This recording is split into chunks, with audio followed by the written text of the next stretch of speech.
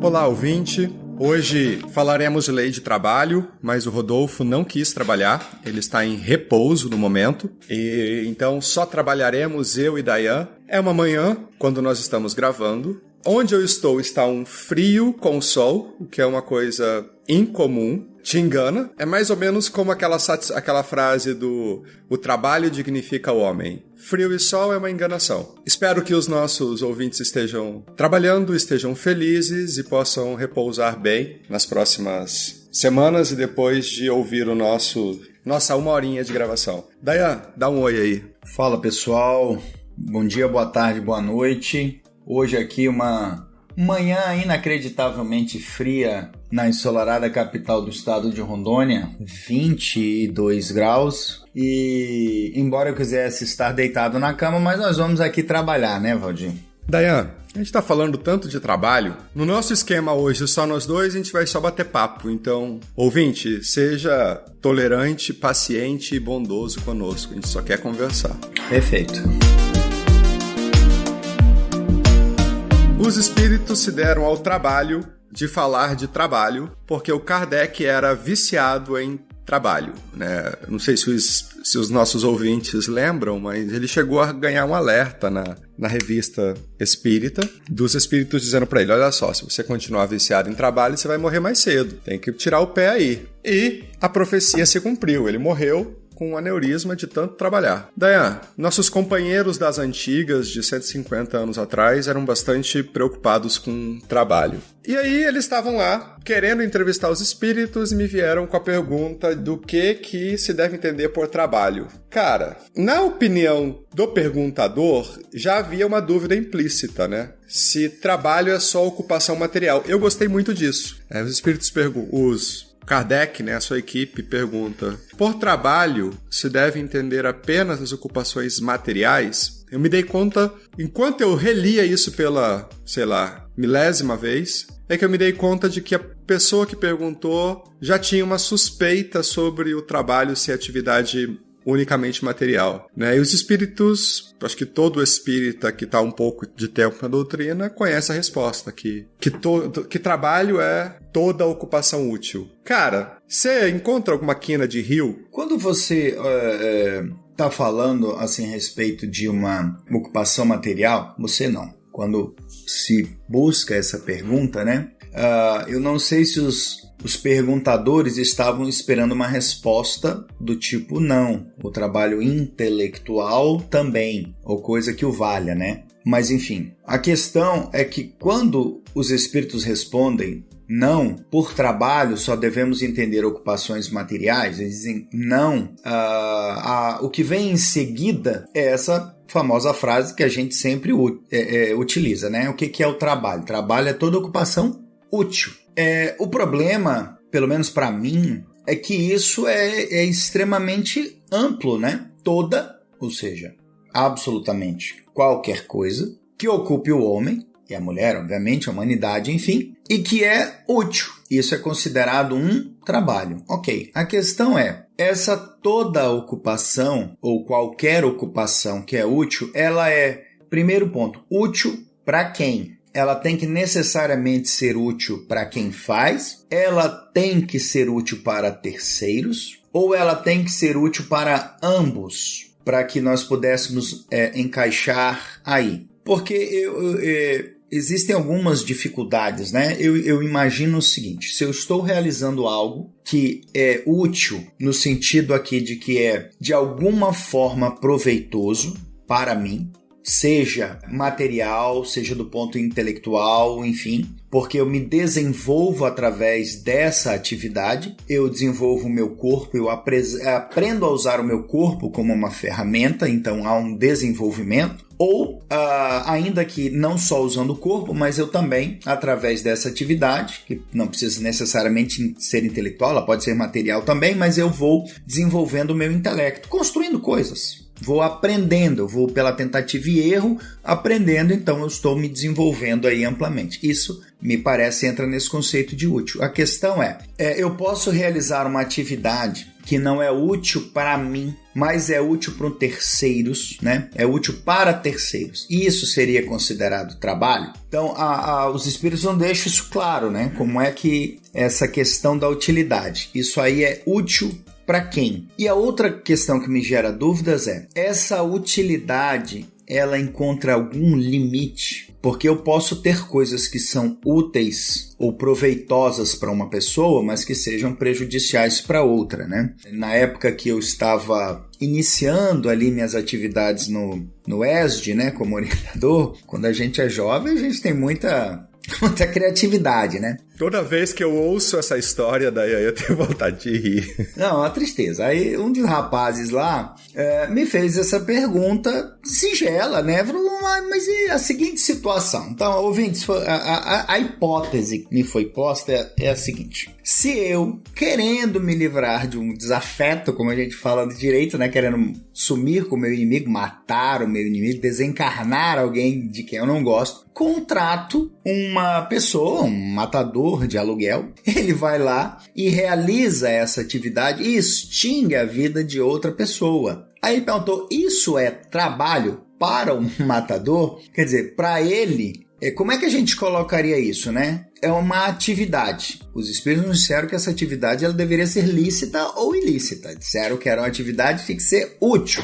Mas como matar uma pessoa pode ser útil para quem pratica esse ato? Já temos um problema sério aí. Mas, como ele colocou, né? Talvez para a pessoa que pratica o ato não, mas para mim que estou tentando me livrar do outro, né? Foi extremamente útil, me livrou de um problema. E aí você para e pensa, falou, pô, mas aí não, né? Como assim? Então, na resposta dos espíritos, que é bastante ampla, nós não encontramos limites, né? E nas minhas reflexões a respeito disso e procurando, obviamente, compatibilizar isso com essas premissas do Espiritismo, e aqui de forma alguma eu quero colocar, né, como sendo uma resposta definitiva, de maneira alguma. Isso são, né, apenas as minhas reflexões sobre essas duas questões. A utilidade, essa ocupação deve ser útil para quem e se ela encontra limites. Então me parece que a utilidade ela pode ser tanto para quem pratica a atividade, quanto para um terceiro que não tem nada a ver com isso, mas que acaba sendo favorecido para ela. Então, se eu pratico um fato, e eu acho que aí, inclusive, estaríamos diante de um fato, né, bem altruísta, que eu estou realizando alguma coisa que não me aproveita, mas aproveita a terceiros, certo? Então, me parece encaixaria-se aqui nesse conceito. E para as duas partes também. Pode ser, e eu acho que é o mais comum, a gente praticar algum tipo de atividade que nos favorece, que nos é útil, mas também é útil para terceiros. Até aí, tranquilo. O problema é o limite. Aí eu acho que, embora os espíritos não tenham dito, essa utilidade, ela me parece encontra uma barreira, no mínimo uma barreira moral. Que não é porque serve a alguém, que é útil para alguém, que ela é moralmente aceitável e que deveríamos entender então como um trabalho. Porque aqui quando a gente pensa em trabalho, embora o trabalho remunerado a gente não veja muito bons olhos, né?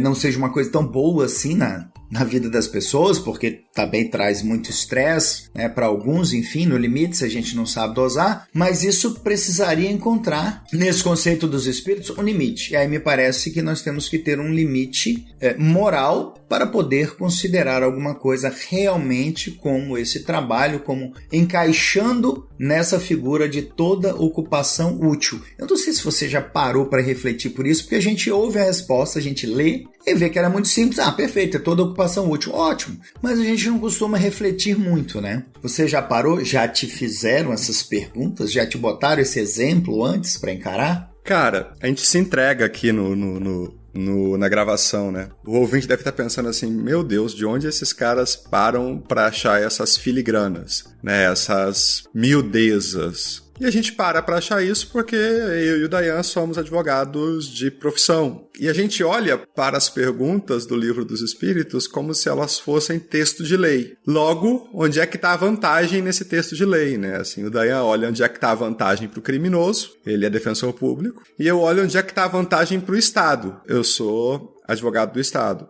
E, cara, eu nunca tinha pensado, provavelmente, até você me falar desse exemplo, desse irmão aí do ESD, no problema da moralidade em relação à utilidade do trabalho. Para mim, isso sempre foi uma coisa, um pressuposto. Assim, trabalho só é trabalho se essa utilidade estiver dentro de um limite moral, que não prejudique, que não tenha a intenção de prejudicar ou causar mal a outra pessoa. Mas acho que a pergunta do cara faz muito sentido, assim. Até porque, se eu for pensar sobre o meu aspecto profissional, o dinheiro que o indivíduo X pagou para o matador deve imposto de renda.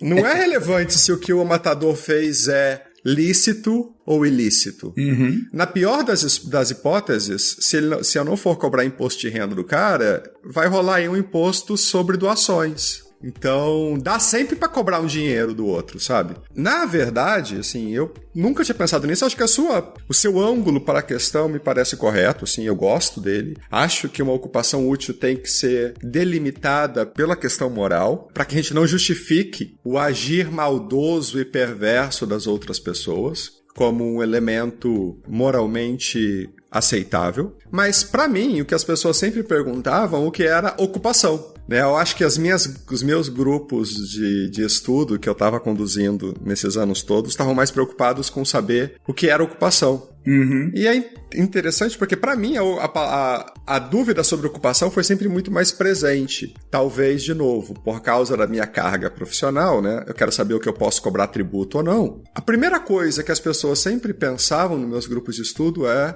a natureza de ocupação decorrente do modo de produção capitalista no qual nós vivemos. Então, ocupação é aquela atividade pela qual eu sou pago, eu recebo algum dinheiro. Então, se ela ia, por exemplo, distribuir sopa para pessoas na praça, como o nosso amado Júlio Lancelotti, não era trabalho na mente delas. Se elas iam ao centro para aplicar um passe, não era trabalho. Se elas estavam em casa cuidando das crianças, da organização da casa, não era trabalho. Se elas estavam estudando línguas, ou aprendendo a pintar, ou fazendo meditação, ou indo para terapia, nada disso era trabalho, porque elas não enxergavam a profundidade que essa resposta dos espíritos permite por ser tão ampla. Então, ocupação útil não significa ocupação remunerada. Sim, perfeito. Se a gente for pensar em comunidades tradicionais, por exemplo, você está aí bem perto de inúmeras delas, uma comunidade nativa na Amazônia, uma comunidade tradicional aí não tem remuneração em dinheiro. Aquela comunidade que está ali no meio da floresta isolada, todos trabalham por todos e vivem num outro sistema.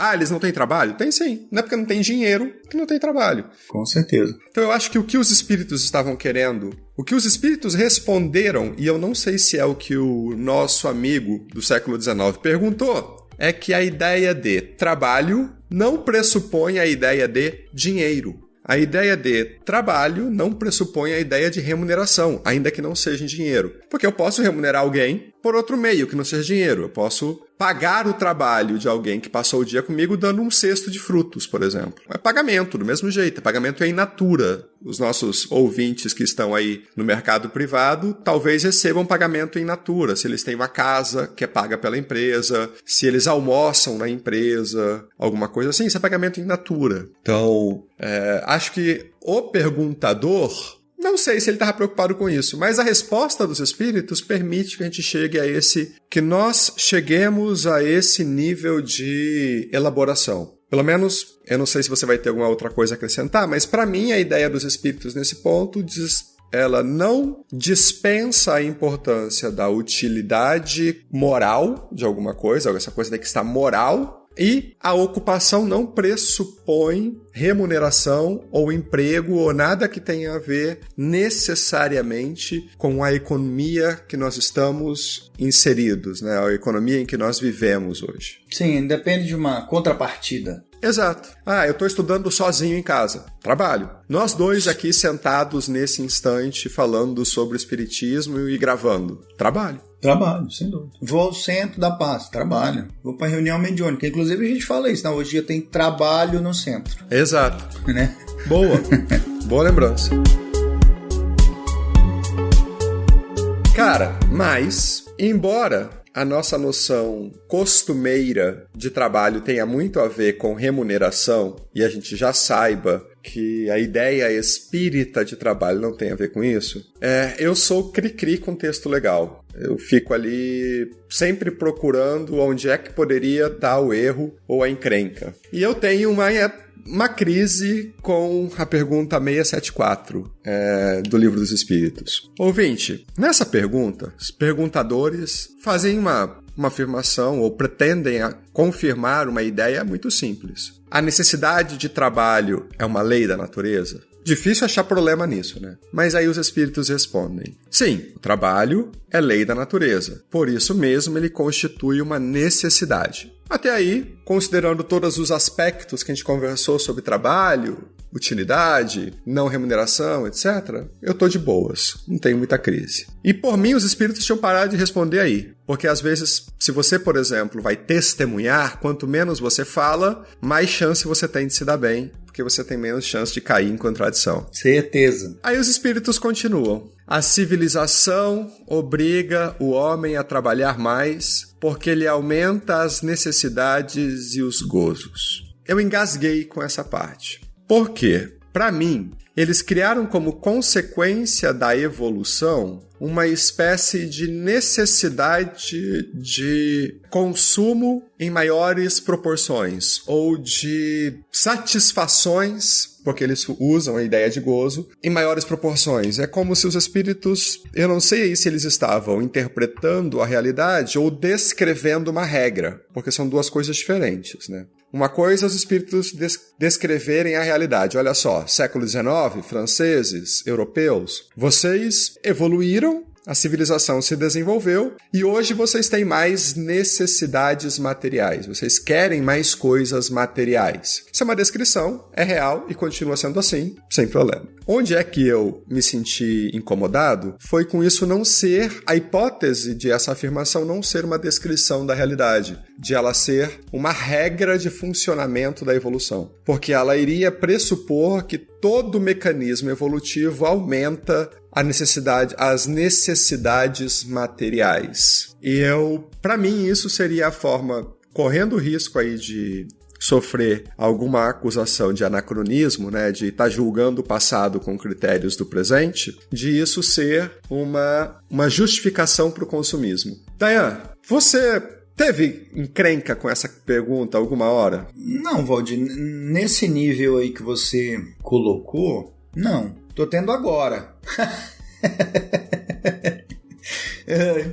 Eu estou tendo agora. Eu sempre gosto de ler decompondo as coisas, né? E aí os espíritos costumam fazer muitas afirmações, assim, bem categóricas. Eu gosto primeiro de começar analisando por aí. Então, assim, quando eles dizem que o trabalho é uma lei da natureza, isso já me chamou muito a atenção. Falei, como assim? O trabalho é uma lei da natureza? O trabalho como eles conceituaram, né? Uhum. Toda ocupação útil. Porque quando eu penso em uma lei, assim, ela tem que ser universal, ela tem que se aplicar indistintamente. Então, como a gente não conhece outras formas de vida a não ser a do nosso planeta, isso teria que ser também uma regra, pelo menos aqui dentro. E me parece que, olhando para o mundo animal, todo mundo trabalha, não tem ninguém desocupado, especialmente em prol da própria sobrevivência, né? Os animais precisam se abrigar, alguns constroem abrigos, outros procuram, buscam, né? Fazem, não pesquisas, mas enfim, fazem buscas por lugares onde eles possam se abrigar mais eficientemente. Não raro colaboram, né, para as caçadas, criação de filhos e tal. Então, assim, me parece que no mundo orgânico, pelo menos no macro, não poderia avaliar aqui no mundo microscópico, mas há trabalho. Tá todo mundo não só em movimento, mas como esse movimento faz parte e auxilia no próprio desenvolvimento. Então eu acho bastante aceitável essa afirmativa, né, ou essa afirmação de que o trabalho é uma lei da natureza, no sentido de que nós nos ocupamos, com essas ocupações nós desenvolvemos os nossos corpos, desenvolvemos o nosso intelecto, portanto nos desenvolvemos enquanto espírito. a afirmação realmente de que a civilização obriga o homem a trabalhar mais, eu acho que isso é eu sempre vi isso, como você colocou agora há pouco, realmente mais como uma constatação do que as coisas são, do que como uma descrição daquilo que seria uma necessidade evolutiva, né? Quanto mais evoluírem, mais coisas materiais vocês vão criar e, portanto, mais coisas materiais vocês vão querer ter, vão se tornar consumistas. Eu não vejo isso como um desdobramento do desenvolvimento, né, da sociedade. Acho que a sociedade, sim, ela pode ser muito consumista, como de fato nós somos, né? Mas não me parece que seja, eu não vejo, não é isso que eu extraio. Eu acho a sua preocupação realmente sensacional, essa sua observação, mas se a gente pega, no próprio Livro dos Espíritos nós pegarmos algumas descrições que são feitas daquilo que seria a vida futura, né, em planetas mais evoluídos, a gente não tem uma descrição clara do que a galera faz por lá. Mas o que deixa claro, o que fica claro, não é nem implícito, o que fica claro é que essas ocupações materiais que nós realizamos na Terra, elas vão ficando cada vez mais desnecessárias. Que as coisas materiais vão se tornando cada vez mais desnecessárias. Então, embora neste momento, né, em que nós estamos vivendo, me parece que isso seja uma própria lei do planeta, trabalhar, se desenvolver, criar coisas, desejar ter coisas, perseguir essas coisas, se matar de trabalhar para ter coisas materiais. Parece que faz muito parte desse contexto que nós estamos inseridos. Mas em algum momento haverá não um prosseguimento, mas uma ruptura com essa cultura. A questão é que eu não consigo vislumbrar neste planeta como que seria, ou qual seria o momento dessa ruptura. Vai ser na base da conscientização, nós vamos aprender na base do amor, que as coisas não podem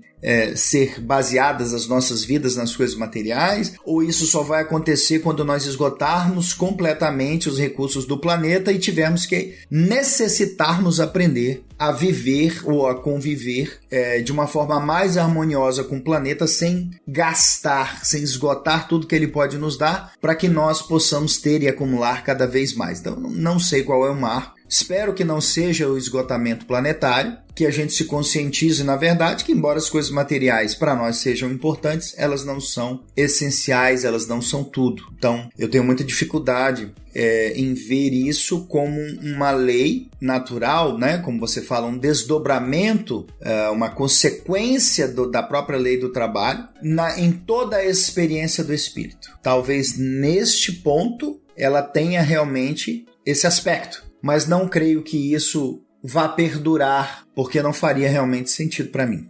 Te ouvindo aqui, eu estava pensando que talvez se os espíritos tivessem usado a palavra desejo em vez de necessidade, eu teria passado sem a menor crise por essa resposta, sabe? Porque se o avanço da civilização aumenta a quantidade dos desejos e a satisfação dos gozos, ou das alegrias, ou do que for, para mim estaria tranquilo.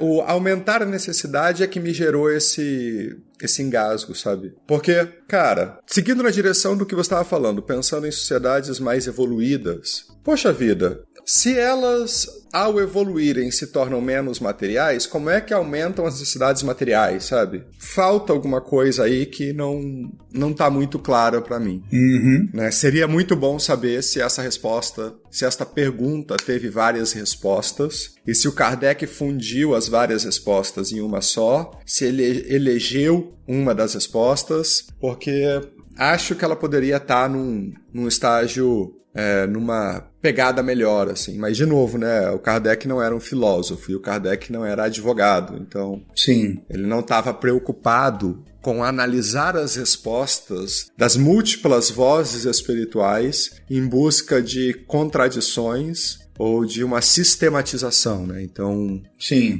é compreensível quando a gente se depara com proposições dentro da doutrina espírita que podem ser problemáticas. Nós não somos evangélicos fundamentalistas que acham que o texto da Bíblia é integralmente correto e não tem contradições. Então a gente lida com isso com muito mais tranquilidade, né? Você, só de curiosidade aqui, só te cortando, você que é um falante de francês, você verificou se no original em francês a palavra é realmente necessidade, não? É uma das palavras que existem para necessidade. Os espíritos respondem com besoin, e essa palavra é a palavra que descreve que você precisa de alguma coisa naquele instante. Então, não é necessidade na forma como nós descrevemos uma necessidade no Brasil. É algo mais como algo que você precisa, um elemento material talvez que você precise, mas nem sempre material, mas é algo do que você precisa. Certo. Mas não tem a ideia não está ligada a desejo, mas de algo que se precisa. Porque o desejo é diferente de precisar, né? Normalmente, na maior parte das vezes em que eu vejo besoin traduzido, ele é traduzido por precisão, no sentido, aquela expressão portuguesa antiga que os nossos avós usavam. Eu tenho precisão de alguma coisa, não de exatidão, mas de necessidade, o precisão nesse sentido. E é uma palavra antiga que não se usa mais em português, então acho que por isso que usaram na tradução necessidade. Ouvintes, durmam com esse barulho aí.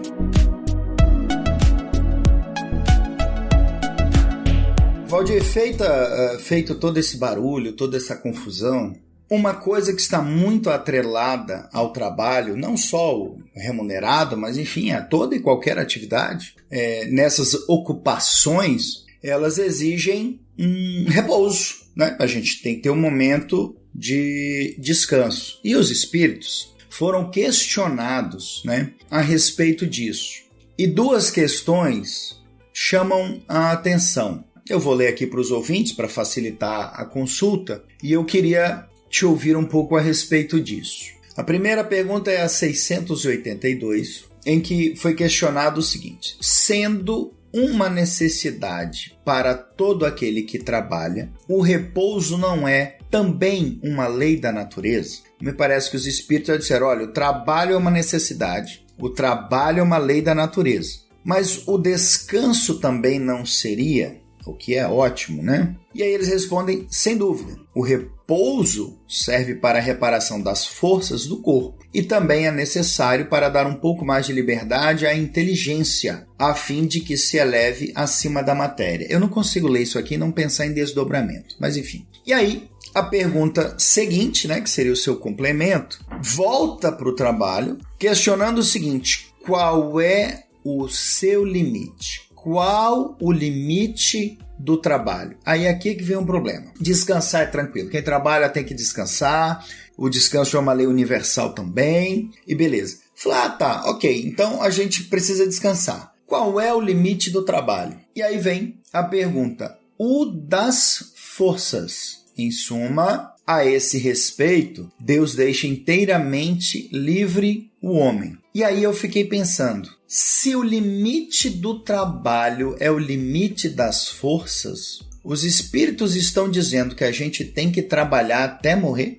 Que a gente tem que se acabar? Como é que a gente compatibiliza, né, essa necessidade do repouso, especialmente o espírito não precisa, mas o corpo precisa, com essa ideia de trabalhar até o limite das forças? Cara, eu acho que essa foi uma resposta mal dada, assim, sabe? Se eu fosse o Kardec, eu não colocaria isso no Livro dos Espíritos. Acho que a ideia, na minha opinião, a ideia de o limite do trabalho ser o limite das forças é o necessário para justificar todo tipo de escravidão e exploração que a humanidade conheceu até hoje. Então, ao dizer, por exemplo, que o limite do trabalho é o limite das forças, eu posso justificar colocar crianças de 12 anos, mulheres grávidas e idosos para trabalharem por 18 horas numa mina de carvão na França. Isso não é algo que o Kardec não conhecia, isso já acontecia na época dele muito bem, assim. Exatamente, isso aí acontecia mesmo. Embora o Kardec não tivesse intimidade com o processo escravagista brasileiro, português brasileiro, eu posso justificar a escravidão no Brasil porque eu estou colocando aquelas pessoas para trabalharem até o limite das forças. Eu posso justificar o nosso irmão que trabalha no aplicativo de entrega de comida de bicicleta e que não volta para casa no fim do dia ou no fim da jornada porque é muito longe e dorme na praça abraçado na bicicleta para poder pegar logo a próxima encomenda, como ele está trabalhando no limite das forças. Não tem nada demais nisso. O limite do trabalho é o limite das forças. Então, eu suponho que os espíritos queriam dizer alguma outra coisa, assim, dando um voto de boa vontade, né, àqueles que responderam a questão, mas acho que isso que eles responderam não merecia estar dentro do Livro dos Espíritos, não merecia fazer parte das recomendações morais para a evolução do homem. É uma proposição que, na minha opinião, é muito arriscada. Ela, inclusive, por exemplo, pode justificar não o impor ao trabalho ao outro, mas o impor ao trabalho a si por avareza, por exemplo. Porque eu quero por fuga. O sujeito que trabalha das 5 da manhã à meia-noite, volta para o trabalho, ou dorme no escritório e começa no dia de manhã. Uma vida como essa é uma vida limitante. É uma vida que impede o sujeito de liberar a sua inteligência para além da matéria, digamos assim, como está na resposta anterior. Então, acho que por essa ser uma resposta que oferece muito mais riscos do que vantagens, não sei se ela deveria estar aí. A minha preocupação essencial está, de novo, no perigo que uma resposta como essa oferece ao justificar a exploração do outro ou o burnout.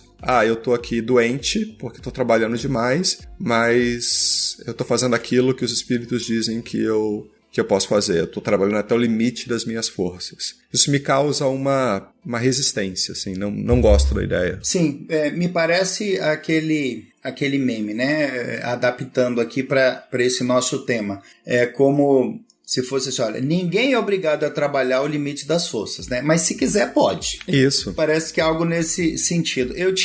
A minha análise daqui era muito mais simples do que essa, né? Já tínhamos discutido isso, eu trouxe quando a gente olha a realidade, ainda mais a nossa, né, a brasileira, e você, eu acho que citou o melhor dos exemplos de todo, que hoje é a questão dos entregadores, né, não só os motoboys, mas nós temos as pessoas que trabalham com entrega de bicicletas realmente, e aí é uma muito mais grave, eu acho que a situação em São Paulo, né, como você coloca, que é isso, que as pessoas não voltam para casa, porque seria uma perda de tempo, demoraria demais para chegar e voltar, e elas dormem pela rua, não porque, né, é uma escolha delas, mas ela precisa trabalhar, ela precisa, no caso aqui, praticamente sobreviver, e eu não tenho dúvida de que essa pessoa está trabalhando no limite das suas forças. A questão é saber se isso deveria ser a regra, se um descanso saudável, não, mas ele está dormindo na rua, mas ele está dormindo, ele está descansando e vai acordar bem, né, para trabalhar no dia seguinte, passar o dia inteiro pedalando, entregando, fazendo as suas entregas. Quer dizer, isso é o cúmulo do absurdo, né? Pensar que isso é aceitável, não, mas inclusive os espíritos já disseram que está tudo bacana. Então a sua preocupação, não tem a menor dúvida de que ela é absolutamente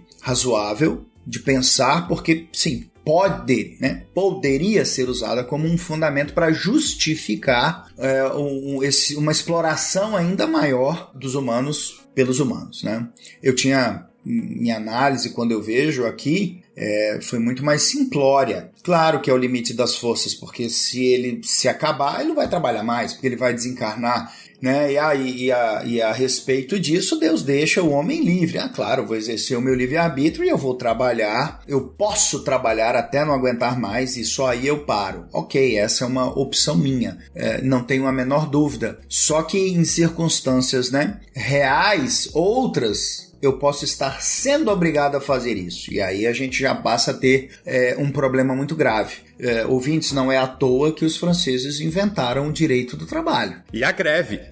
Porque senão nós estaríamos ainda hoje, talvez até mais do que 18 horas, as nossas jornadas talvez não fossem de 20 ou 40 horas semanais, mas fossem, né, de todas as horas. Trabalharíamos 7 dias por semana, com 3, 4 horas de descanso para dar uma dormida no intervalo entre jornadas. Alguém tinha que pôr um freio na Revolução Industrial, alguém tinha que regulamentar esses abusos, e os franceses foram os primeiros que começaram, e não à toa, não à toa. Então, precisamos ficar bem atentos realmente a essas respostas, o que é que está por trás disso, porque elas não justificam abusos e explorações de maneira alguma. E assim, é muito importante ter em mente a ideia de que repouso não é aquilo que eu estou fazendo de útil, mas que não é remunerado. Então, o sujeito está indo brincar com os filhos no parque.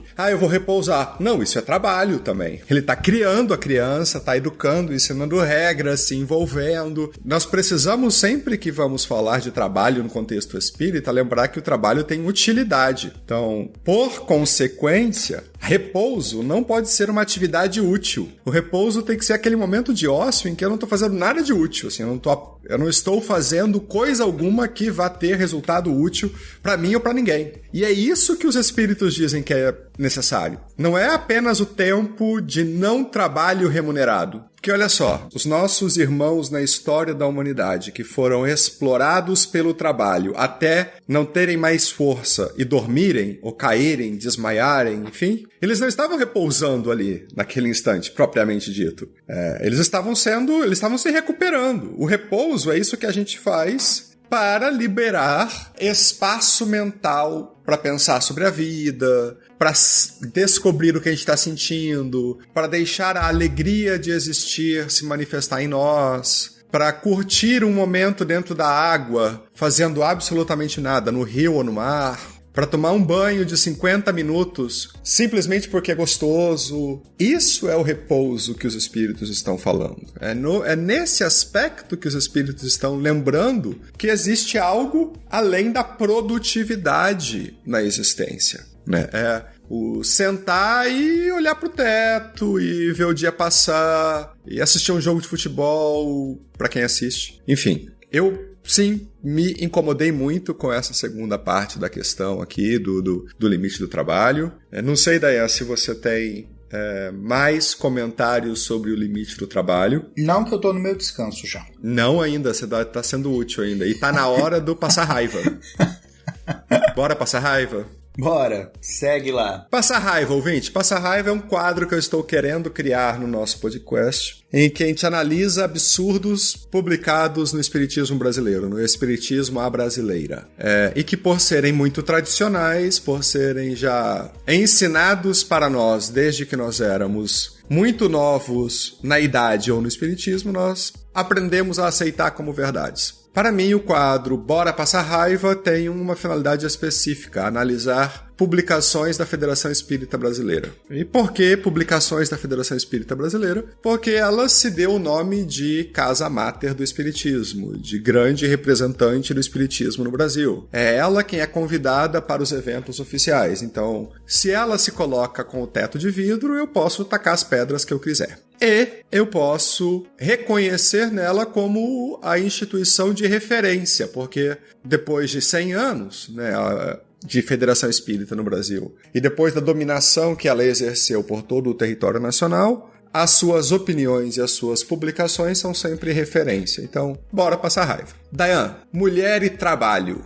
Publicação da Federação Espírita Brasileira, uma psicografia do nosso muito conhecido Valdo Franco, no livro Conduta Espírita, escrito pelo André Luiz, e nós encontramos a seguinte tirada: o trabalho da mulher é sempre a missão do amor, estendendo-se ao infinito. Dayan, passa raiva.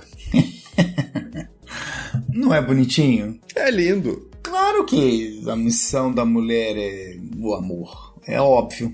né? E se estendendo ao infinito. E a missão do homem? E do não binário? Não tem aqui, né? É todo o resto. Todo homem é todo o resto. É o que sobrou.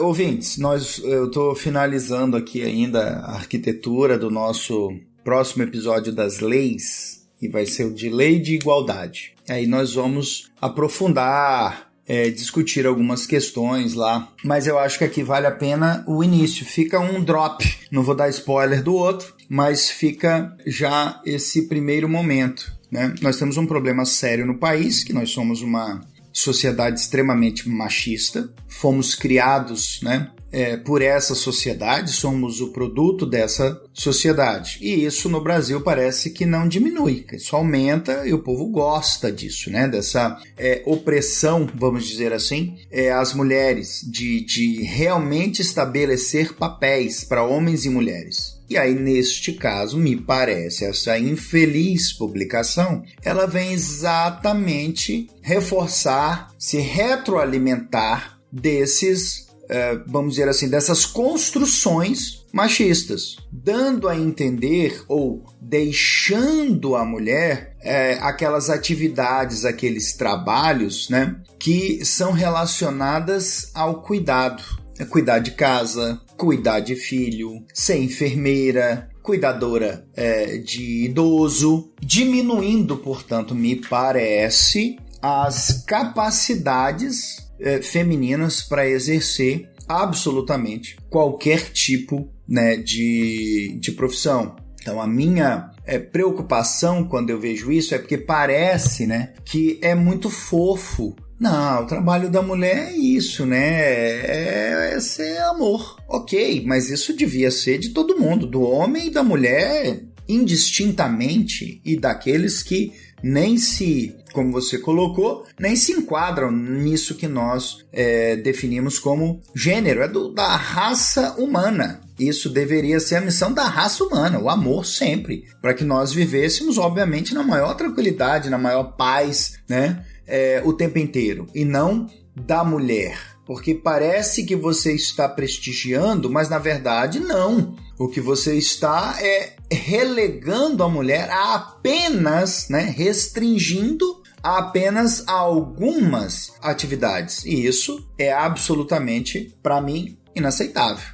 Você limitar as atividades, eu vou ser o que eu quiser. Se eu quiser ser amor, vou ser amor. Se eu não quiser ser amor, não vou ser amor, vou ser engenheiro. Eu vou ser, sabe Deus o quê? Político, eu vou ser astronauta, não me interessa, eu vou ser o que eu quiser. Ouvinte, Dayan, cara, o que tá, ao dizer que a função de uma mulher é o amor, dentro do contexto cultural e social brasileiro, sempre há a distinção, na verdade, a oposição entre amor e razão. Se a mulher é o trabalho do amor, o trabalho da razão é do homem. Logo, a mulher não pensa, a mulher não tem opinião, a mulher não tem decisão, a mulher não é capaz de controlar os próprios sentimentos porque ela é todo amor. Ela não é capaz de decidir de forma fundamentada. Ela é intuição, ela é sentimento. Isso, a mulher é sentimento e o homem é razão. Isso, é essa bobajada que tá escrita ali dentro, mas com um lacinho rosa e um embrulho bonitinho. E não dá para esquecer que no primeiro livro do André Luiz, ele propõe lá aquilo que o Dayan estava falando mais cedo, né? Conversando com uma mulher no livro, a mulher dizia não, porque a função da mulher encarnada são os cuidados. A mulher até pode trabalhar, desde que ela trabalhe com os cuidados, que ela seja professora, enfermeira, mas o ideal é que ela seja mãe. Então, nós não podemos deixar que uma ideia como essa continue se propagando. Ah, Valdir, mas o livro é de 39, 40, 41, era outro contexto. Exato, era. Por que está publicado até hoje? Por que eu tenho dezenas de tiragens com milhares de publicações e não tenho uma nota no livro para dizer isso? Ó, isso aqui que está escrito é uma bobagem. Trata-se da opinião de uma senhora idosa por um livro publicado em 1940 e as mulheres podem ser o que elas quiserem. Por que isso aqui está ainda no site da FEB? Por que está lá uma... Eu não peguei uma passagem publicada no site da FEB em 1950, 60. Não, eu peguei um troço publicado agora. tá lá. Se o ouvinte for lá, ele vai encontrar essa passagem lá. Então, não tem justificativa possível para eu manter essa distinção. O homem é amor, a mulher é razão, o homem é razão, a mulher é amor. A função de um é isso, a função de outro é aquilo. Pois é, e o pior de tudo, né? De onde que se tira isso? Fonte, né? Vozes da minha cabeça. Completamente. Tradição, né?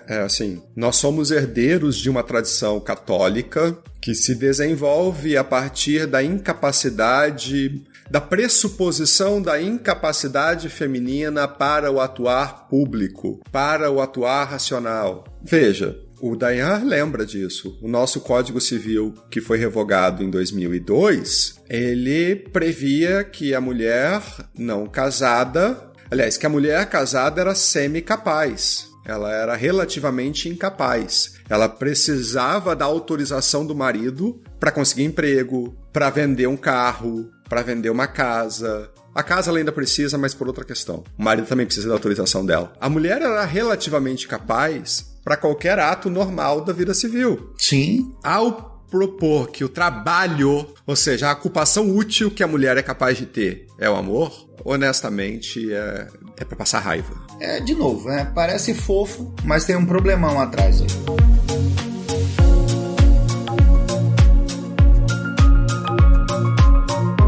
E falando de problemão, até pra gente não se estender demais, eu acho que, já que você inaugurou esse momento, esse bloco, vamos passar raiva. Aí dentro da atividade, do trabalho, vamos dar uma focada dentro do centro, nas atividades no centro, né? Continuando aqui, nessas tuas buscas, né? No site da FEB, essa passagem que diz respeito aos médiuns aqui, que tem no livro do Martins Peralva lá, o Mediunidade e Evolução, traz uns questionamentos, especialmente para quem efetivamente trabalhou, né, nessa atividade que nós chamamos de atividade mediúnica dentro do centro. A afirmação é de que o trabalho assistencial, ele é, né, para o médium em particular, e em geral para todos nós, um fator de garantia do amparo dos amigos espirituais. Essa é uma outra afirmação bastante complicada. Nós crescemos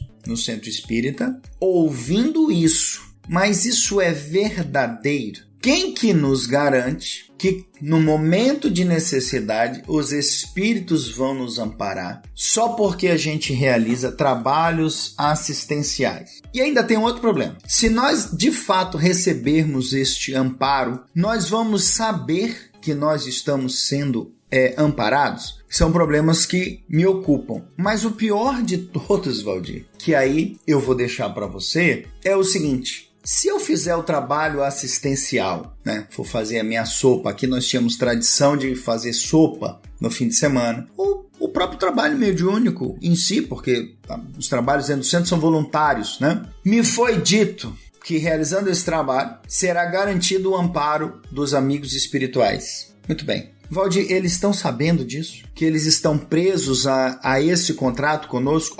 Mais um chegou lá para fazer um trabalho assistencial maneiro. Quem que vai cuidar desse aí? Quem que está comprometido com ele? É assim que funciona do lado de lá também? Daí, então, segundo os católicos, se você pagar a promessa, você amarra o santo. Segundo algumas religiões afro-brasileiras, quando você faz o despacho, você escraviza a entidade lá para ela fazer aquilo que você precisa. Onde é que está a diferença? Porque a proposta espírita não é nem um pouco diferente de fazer uma promessa ou de preparar um despacho na encruzilhada, né? A proposta que o Martins Peralva, o nosso velho senhor da mediunidade, propõe aqui, não é nada diferente. Se eu tô lá indo fazer algum trabalho, porque eu vou ter o direito de executar os espíritos, e aqui é um termo jurídico, tá, gente? Eu vou ter o direito de coagi-los ou de obrigá-los a fazer alguma coisa. Não tenho diferença nenhuma na proposição das outras religiões. O que para um espírita costuma ser uma afirmação bastante irritante. E sim, eu quero fazer os tradicionalistas passarem raiva como eu estou passando raiva agora. Há um problema em vários níveis nessa afirmação do Martins Peralva. Primeiro, porque a gente nunca vai obrigar os espíritos a fazerem nada. nós garantimos o amparo. Garantia coisa nenhuma. Sim, não tem nada que eu possa fazer que garanta uma decisão do outro. Ou uma ação do outro. Isso é pura fantasia, história para boi dormir. Segundo, supondo que os espíritos gostem de nós e queiram nos ajudar, nós vamos receber o amparo que eles querem dar, não o amparo que nós queremos receber. E terceiro, por que alguém que gosta de mim não vai me dar amparo porque eu não fiz o trabalho assistencial? Então, a afirmação, que de novo vem bonitinha, cheia de lacinhos, papel colorido, muito bem embalada, é vazia. É um presente absolutamente vazio, não tem nenhuma sabedoria e nenhuma informação útil ou relevante nessa afirmação, que de novo está lá no site da FEB. Eventualmente, o amparo que eu quero receber não vai me fazer bem. E aqueles que me amam vão me amparar, mas do jeito que vai me fazer melhor, que vai me ajudar de fato, que vai me fazer bem. Sim. E aí, o que eu faço com essa coisa? Mas eu fui lá e paguei, eu fiz o trabalho, eu paguei adiantado. É mais ou menos como aquela relação de trabalho em que você contrata alguém para uma empreitada. Outro termo jurídico, ouvinte, você vai lá e chama o pedreiro e o mestre de obras e o ajudante de pedreiro para construir o seu banheiro. Isso é uma empreitada. Você vai lá e diz para eles, olha, constrói aqui o meu banheiro. Eles constroem o banheiro. Vão virar para você, Valdir, Dayan, meu pagamento. Isso é garantia de amparo, ou seja, eu estou dando de volta um pagamento por um serviço realizado. Não é isso que acontece quando a gente vai ao centro espírita, quando a gente ajuda alguém na rua, em casa, no que for. Eu não estou comprando, eu não estou fazendo um serviço pelo qual vou ser pago com amparo. E é isso que está aí. Esta frase anuncia uma relação espiritual de troca, que é infantil, que é inverídica, que é mentirosa. As coisas não são assim. É complicado. Eu realmente não... Acho que o que é o mais triste é que, dependendo da atividade que a gente faz dentro da casa, você realmente acaba acreditando nisso. E eu acho que, em certa medida, faz todo sentido, né? Olha, nós estamos aqui fazendo um trabalho, tem uma equipe espiritual que também trabalha conosco, nós somos o instrumento dos quais eles se servem. Acho que seria, no mínimo, razoável que eles realmente nos dessem uma assistência, não nego, tenham nos dado enquanto estávamos no trabalho, nessa labuta e tal. Ok, não por uma moeda de troca, mas pelo companheirismo. Pelo amor. Isso, eu acho uma coisa tranquila, razoável. Aí vem o ponto. Mas eu estou fazendo isso porque eu quero o retorno do mundo espiritual, não quero ficar desamparado. Bom, aí que garantia que você vai ter? Zero. Mas eu tô fazendo o trabalho. Sim, você vai cobrar de quem, né? Então acaba que fica um negócio assim, muito vazio. Ou pior, como você colocou, quem não faz o trabalho assistencial tá lascado. Não vai ter esse amparo. Eu acho que essa é a pior parte. Pra mim é a pior parte. Eu falei, mas como assim eu não tive aquela avózinha maravilhosa que não tá mais comigo, desencarnou, que sempre cuidou de mim, sempre deu toda a atenção pra todo mundo. Ela desencarnou e ela não tá olhando mais pra gente, não chega mais perto, ela perdeu o amor por nós. Se eu tiver, naquela situação horrorosa, na pior, eu não vou ter um amparo dessa mãe, dessa avó, desse irmão, daquele amigo que seja. Pra mim, isso aí realmente não faz o menor sentido. Vincular uma coisa a outra. Eu acho que a ideia por trás ela é interessante. O modo como foi dito é bastante infeliz, porque amarra todo mundo e gera, vamos dizer assim, compromisso com quem sabe Deus se está querendo se comprometer realmente ou não. Eu acho isso muito complicado. Daí, razão. Imagina, por exemplo, alguém que passou a vida entrando e saindo de crises de depressão e ansiedade, por exemplo, que tem uma bipolaridade. Aí essa pessoa descobre o espiritismo e lê isso aqui lá. trabalho mediúnico é fator de garantia de amparo dos amigos espirituais. Poxa vida, eu tô medicado há uma vida, os remédios perdem efeito, eu tenho que trocar dosagem, a minha vida fica uma caca. Talvez os amigos espirituais possam resolver a minha depressão, a minha ansiedade, e eu pare de ficar oscilando desse jeito. Vou pra mediúnica. E começo, o meu grupo na mediúnica começa a se desenvolver, os trabalhos de atendimento aos espíritos eventualmente mudam do socorro aos que estavam ali num sofrimento menor para um sofrimento maior, talvez pessoas mais doentes ou com problemas mais drásticos, e começa a demandar do médium na reunião mediúnica mais energia, mais disciplina, mais esforço físico e mental. E aí, depois de alguns anos, ele vira assim, nossa, eu já tenho 5 anos de chicotada na reunião mediúnica. Agora os espíritos vão resolver a minha depressão e a minha ansiedade e os meus transtornos, sejam eles quais forem. Porque eu preciso que eles resolvam até para eu ser mais útil na reunião mediúnica. Ou, nossa, eu já estou trabalhando há tanto tempo, já socorri tanta gente, já peguei o nome da vizinha, da tia, da prima, da cunhada, da empregada do centro, dos frequentadores. A gente já resolveu aqui um monte de casos de pessoas que estão com dificuldades do aspecto emocional, psicológico. Cadê a minha vez? Quando é que sou eu? E esse é um engano justificável, porque se a criatura foi lá e começou no espiritismo e leu isso aqui, ela sabe que depois de 5 ou 6 anos ela vai ter garantido o amparo dos amigos espirituais. E quando chega a vez dela na fila? Pois é. Quando é que é o meu momento de ser amparado? Além, óbvio, da gente nunca saber o que é amparo, não é o que a gente está pedindo. Sim, exato. Porque, pelo menos na promessa e no despacho da encruzilhada, eu estou contratando um serviço específico, né? Eu quero ganhar na cena ou eu quero que traga o meu marido de volta. Mas, na expectativa de amparo, é um contrato bem sem descrições, né? Um contrato bem amplo. Pode, inclusive, eu acho que... Dayan, quer trabalhar mais? Não, eu acho que já deu, né? Vamos curtir o sábado? Pô, Dayan, já quer abandonar o trabalho pelo repouso? O ócio, vou ficar na piscina sem fazer nada. Que vida boa, eu nem posso ir pra piscina. Tá frio, Valdir, claro que não. Nem que eu quisesse. Faz um cappuccino, deita na sala, pega os teus gatos. Ah, é? Deita com os gatos na sala e vai ver TV. Tá aqui. Pega os seus momentos de repouso. Chavinha tá deitadinha aqui, né? Coisa linda. Tá ela quieta aqui. Ouvinte, a gente grava com a câmera ligada e tava aqui um gato andando entre o Dayan e a câmera. O gato estava certamente trabalhando junto conosco na produção do podcast. Tava aqui, ela que me alegra aqui. Bom, foi um prazer, Dayan. Adoro conversar com você. Foi muito bom falarmos de trabalho e de repouso, passarmos raiva juntos.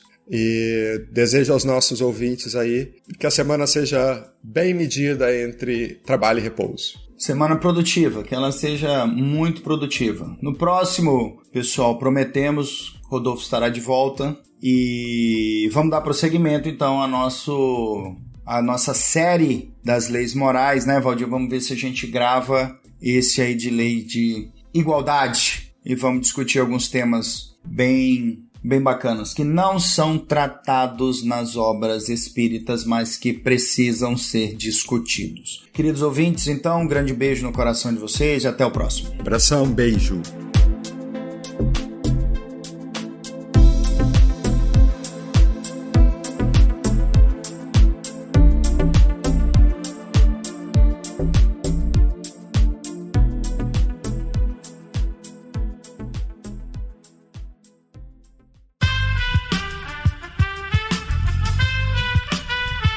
Esse podcast foi editado por Aerolitos Edição Inteligente.